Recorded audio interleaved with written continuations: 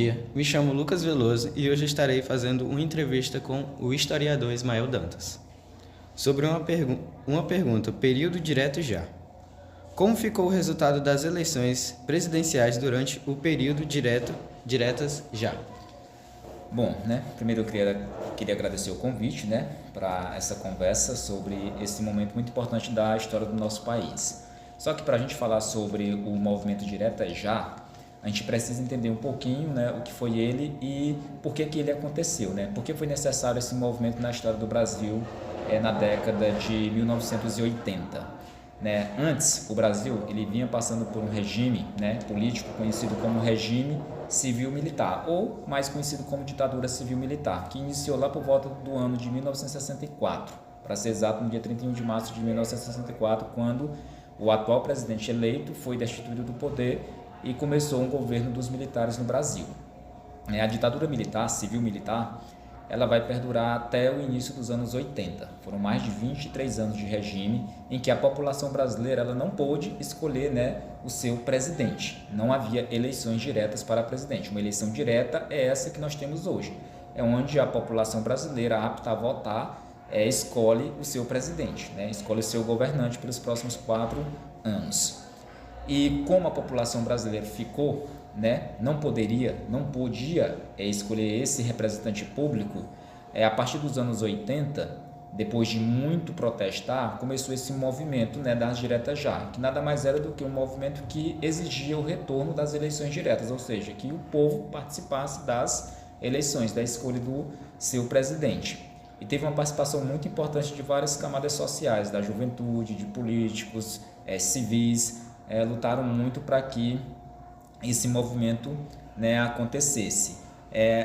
O primeiro presidente eleito nas eleições diretas já, após o movimento das diretas já, foi o Fernando Collor. Nós tivemos um presidente anterior, que foi o Tancredo Neves. Ele ainda foi escolhido por um colégio eleitoral, como era comum dentro da ditadura, dentro do regime, mas ele teve um ataque cardíaco, morreu, e o José Sarney, que era o seu vice, acabou assumindo. O Tancredo, ele passou pouco tempo na cadeira, poucos dias na cadeira como presidente. Foi eleito, mas pouco tempo depois veio a óbito e o José Sarney acabou assumindo. O Sarney ainda era um presidente eleito do modo anterior. Só que aí começou esse movimento, basicamente por volta de 1983, explodindo em 1984. E aí a população começou a exigir, foi para as ruas se manifestar e na Constituição de 88, foi promulgado, que tinha começado lá em 84, para que a população voltasse a ter direito a escolher seu presidente. E o primeiro presidente eleito, após o movimento das diretas já, foi o Fernando Collor de Mello, vencendo, derrotando o candidato Luiz Inácio Lula da Silva, conhecido, que vocês conhecem como Lula, na sua primeira tentativa nas eleições. Então esse foi o primeiro momento, as primeiras eleições a partir do movimento Direta Já. Obrigado pela resposta. Na sua opinião, foi um movimento direto já em 1984? Como foi, nas suas palavras, o que seria? Como foi esse movimento, O movimento da Direta Já, a gente pode definir ele como um dos grandes momentos políticos da nossa história. Foi um movimento de protesto, foi um movimento de manifestação de várias camadas sociais. A juventude também participou muito. É sempre bom salientar que os jovens, através dos movimentos estudantis, da UNE, que é a União Nacional dos Estudantes, e de suas ramificações em vários estados, também participaram muito desse processo. E uma das consequências foi em 88, na Constituição de 88, que os jovens entre 16 e 17 anos poderiam estar aptos a votar. Hoje um jovem vota, um aluno, um jovem de 16, 17 anos, pode votar graças também a esse movimento estudantil que começou lá dentro das diretas já. Então foi um movimento extremamente importante, um movimento político, mas também um movimento social, que buscou romper com essa forma que proibia, que tornava inviável a população brasileira escolher seu presidente. Então, toda vez que existe alguma situação, algum regime que exclui a população brasileira, sempre acontecem os movimentos sociais.